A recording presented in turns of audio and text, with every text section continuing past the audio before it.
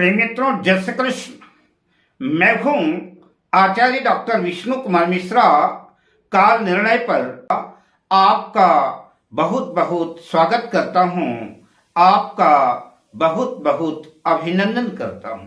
पिछले एपिसोड पर सरकारी नौकरी भाग 1 भाग 2 की चर्चा किया।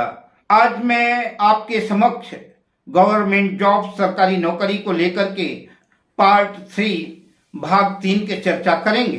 पर मैं विषय क्रम में आगे बढ़ूं उससे पहले आपसे आग्रह, अगर आपने अभी तक हमारे इस चैनल को सब्सक्राइब नहीं किया है तो प्लीज चैनल को सब्सक्राइब करें, साथ ही नोटिफिकेशन बेल को भी प्रेस कर लें।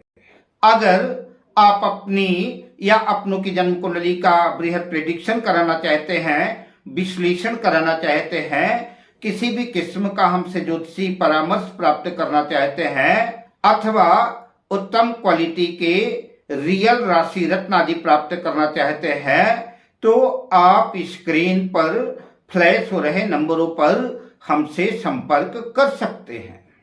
आइए विषय क्रम पर प्रवेश करते हैं और सरकारी नौकरी के कुछ महत्वपूर्ण योगों की चर्चा करते हैं। जन्म पत्रिका में दशम भाव का स्वामी दशमेश सूर्य, चंद्र, मंगल, बुध, इनमें से किसी भी 1-2 ग्रहों से संयुक्त हो, उनके साथ युति हो दशमेश की, तो ऐसा जातक सिविल सर्विसेज में IAS, IPS या अन्य उच्च पदों पर उच्च पदाधिकारी होता है। ऐसे जातकों के पास राजसी ठाट बाट सब कुछ रहता है। ऐसे जातक अत्यंत प्रतिभाशाली, भाग्यशाली होते हैं। अगर दशमेश देव गुरु बृहस्पति से युक्त हो तो ऐसा जातक सरकार से धनार्जन करता है।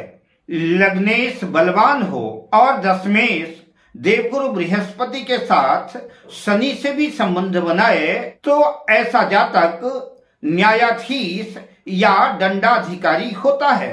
जन्म पत्रिका में यदि लग्नेश, दशमेश क्रमशः लग्न में हो या दशम भाव में हो और उनमें से कोई एक ग्रह अपनी उच्च राशि में हो तो ऐसा जातक अपने विवेक से, अपने बुद्धि से, अपने ज्ञान से सरकार से खूब दौलत शोहरत खूब अर्जित करता है। ऐसे जातक की यश कीर्ति भी दूर तक फैलती है और ऐसे जातक सरकार से लाभ अर्जित करते हैं।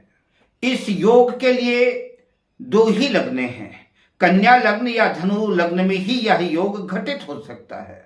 कन्या लग्न में बुध उच्च का होगा और धनु लग्न में दशम भाव में बुध उच्च का होगा। नौकरी के लिए जन्म पत्रिका में छठे भाव और दशम भाव का विचार किया जाता है।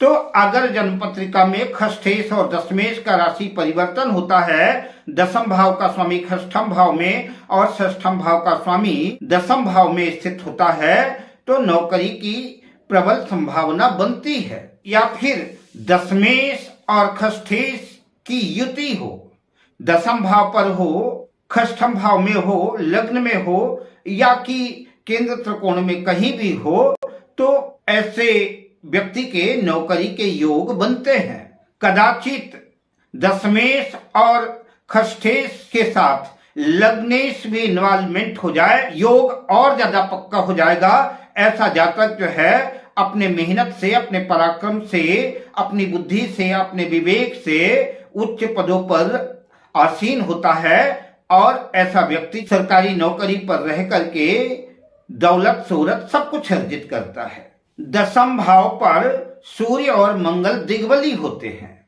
तो सूर्य या मंगल दशम भाव में स्थित हैं।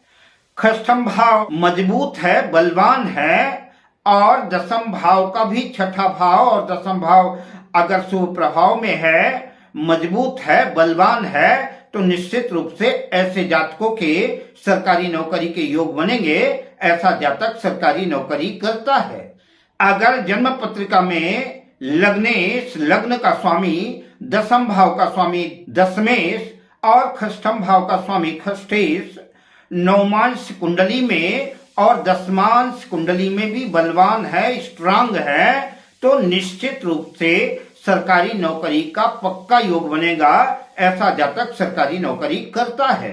अगर नवमांश और दशमांश कुंडली में भी लग्नेश दशमेश अपनी स्वराशि उच्च राशि में है, तो ऐसे जातक को बहुत कम उम्र में ही और ज्यादा अधिक मेहनत भी नहीं करनी पड़ेगी, अतिशीघ्र जो है बेहतर नौकरी मिलती है और कार्य क्षेत्र में भी ज्यादा कठिनाइयों का, मुश्किलों का सामना नहीं करना पड़ता।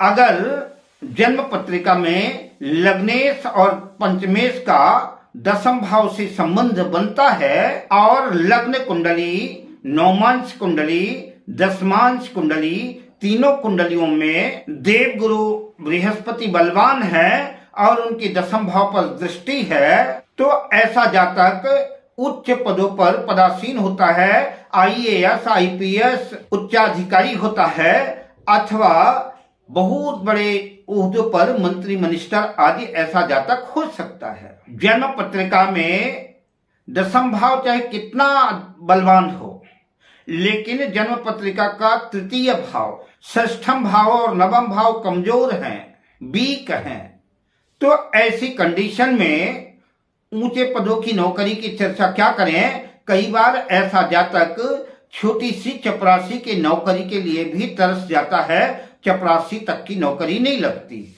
अतः दशम भाव का जो भाग्य भाव है वो छठा भाव है, तो दशम भाव का भाग्य भाव, छठा भाव मजबूत हो, छठा भाव नौकरी का भी भाव है और तृतीय भाव दशम भाव के शत्रु जो है, दशम भाव के शत्रु का भाव, तो तृतीय भाव जब बलवान होगा तो ऐसे जातक को अपने शत्रुओं से मुकाबला करने में ऐसा जातक सक्षम होगा और उसको नौकरी लगेगी ही। और भाग्य, नवम भाव की तो बात ही क्या करें, नवम भाव भाग्य का भाव है, तो भाग्य अगर साथ देता है तो इससे बढ़िया उत्तम बात क्या हो सकती है। इसलिए लग्नेश अच्छी पोजीशन में हो, दशम भाव का तो बलवान होना आवश्यक ही है, तृतीय भाव भी अच्छा हो, षष्ठम भाव भी अच्छा हो और नवम भाव भी अच्छा हो। जिनकी पत्रिका में ये भाव बढ़िया है, उसकी सर्वत्र विजय होती है, वो मिट्टी को भी स्पर्श करता है